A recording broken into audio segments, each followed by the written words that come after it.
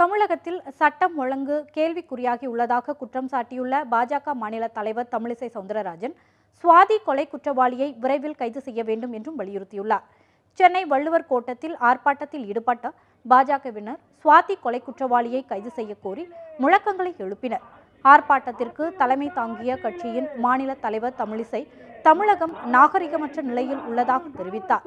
பெண்களுக்கு பாதுகாப்பில்லாத சூழ்நிலை நிலவுவதாக குற்றம் சாட்டிய அவர் சுவாதியின் கொலைக்கு முதலமைச்சர் ஜெயலலிதா இரங்கல் கூட தெரிவிக்கவில்லை என்றார்.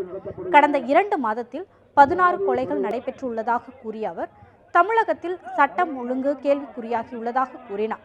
இந்த ஆர்ப்பாட்டத்தில் தேசிய செயலாளர் வானதி ஸ்ரீனிவாசன், பாஜக மூத்த தலைவர் இலகணேசன் உள்ளிட்டோர் ஏராளமானோர் பங்கேற்றனர்.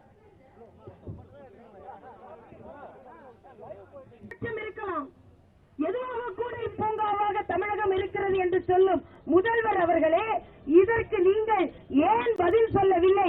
இதற்கு பதில் சொல்லும் வரை தமிழகத்தில் உள்ள ஒவ்வொரு பெண்ணினமும் உங்களை மன்னிக்காது என்பதைத்தான் இந்த போராட்டத்தின் மூலமாக நாங்கள் இங்கே தெளிவுபடுத்துகிறோம்.